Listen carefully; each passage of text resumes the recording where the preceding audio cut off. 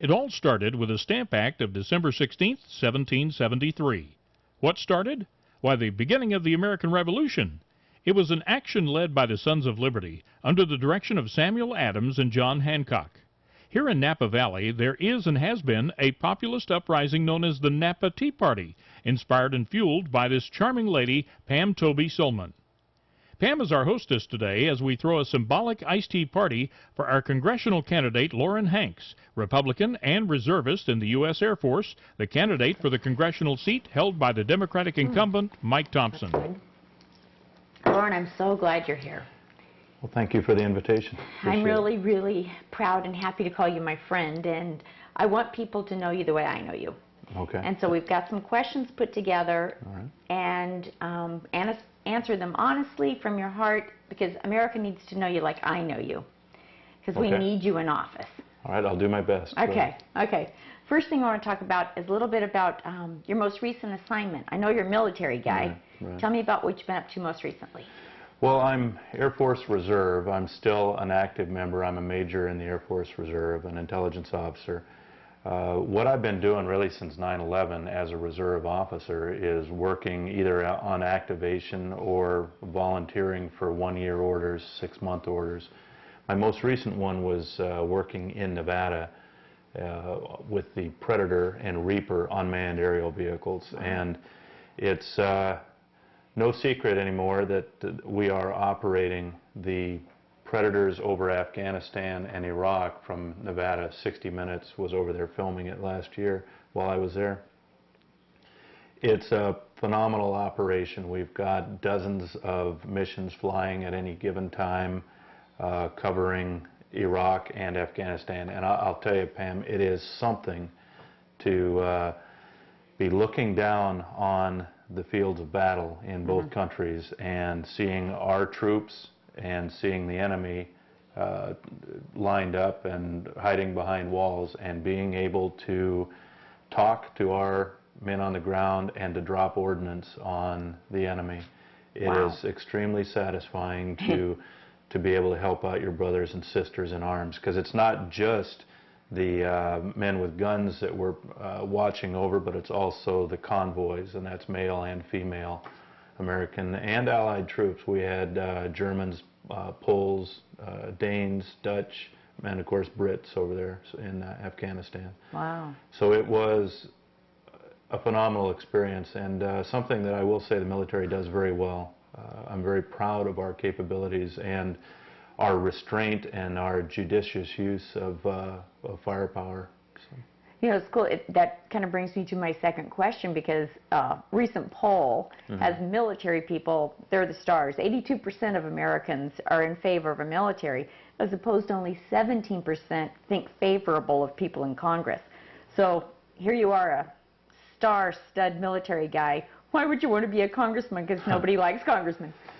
Well, for me, it's a sense of urgency and a sense of service to country. I joined the service back in 1984, and I enlisted right out of high school, and I worked as an Arab linguist for about 14 years, and then got a commission and crossed over. I stayed in the intelligence side just because it was a natural fit for me.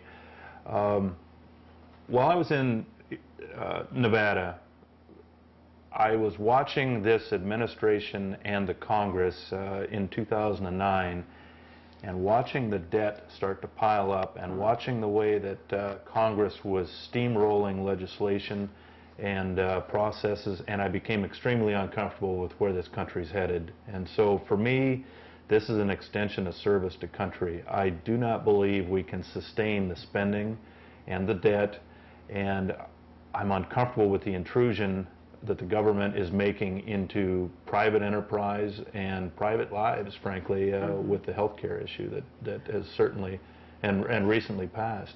So you're willing to risk your personal popularity to help save America? Well, it's a calling for me, just out of a sense of duty. It isn't a sense of ego or entitlement. I don't want to go there and spend a lifetime enriching myself. For me, it's more mission-oriented and country-oriented than that. I look at this as a common sense man that has gone from being a citizen soldier to becoming a citizen legislator. And I look at this as a short mission. And by that I mean I'd like to do this about 3 terms, 6 years total.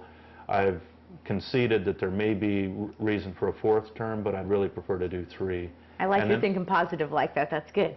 Well, thank you. And for me, it's do what you can to help, and then get out. And then you're not entrenched. You're not enriched by this. You're not part of the aristocracy. This country was founded and should be run by the people that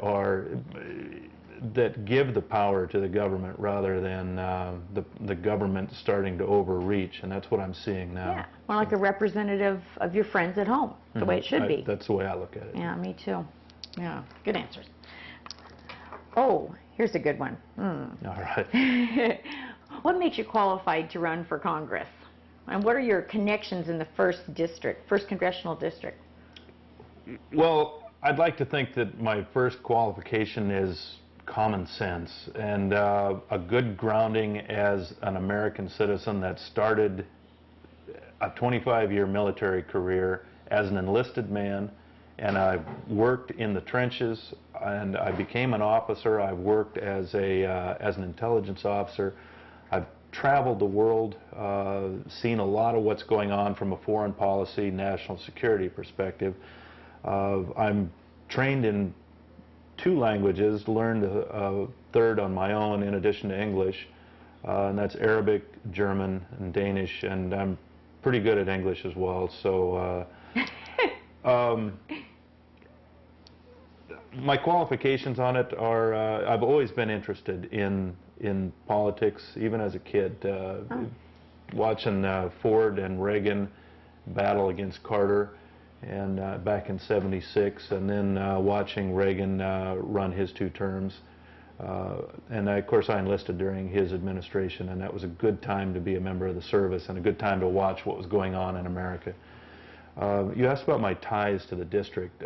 Back in about the same time as those elections, I was living up in Eureka. My dad was in the timber industry, and so I went to school there. I was in grade school up in Eureka, and moved around a lot. Timber is kind of a up and down cyclical business, and actually my dad ultimately got out of that and got into nuclear power, which is also somewhat cyclical, I guess.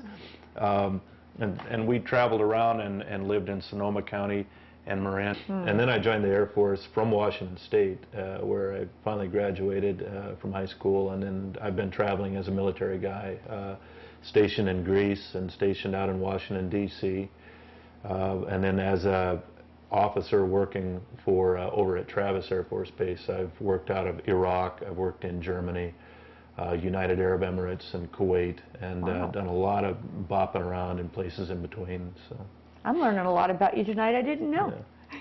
You know, it's probably a hard question, but what do you think about Mike Thompson? What are your feelings about him? Well, I think he's a good man. I've met him.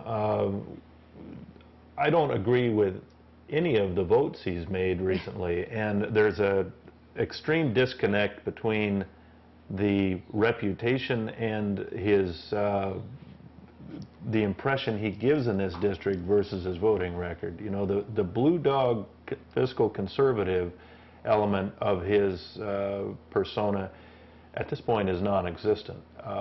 The voting record is obvious. I mean, it's a Pelosi and Harry Reid voting record, and you can just run down the litany, voting for TARP and the stimulus bill and the health care bill that most recently passed. And you know, we've got things coming on the horizon where Mike Thompson has introduced House resolutions regarding the estate tax, which is due to be re-implemented.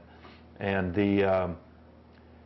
I'm troubled by these things. They should not, the government shouldn't have a claim on your estate after you died in any event. And yet, we can still seem to see the press and other functions lining up and calling him a conservative in spite of the voting record. And we've really got to make people aware that this is a diametric opposition to reality and the marketing.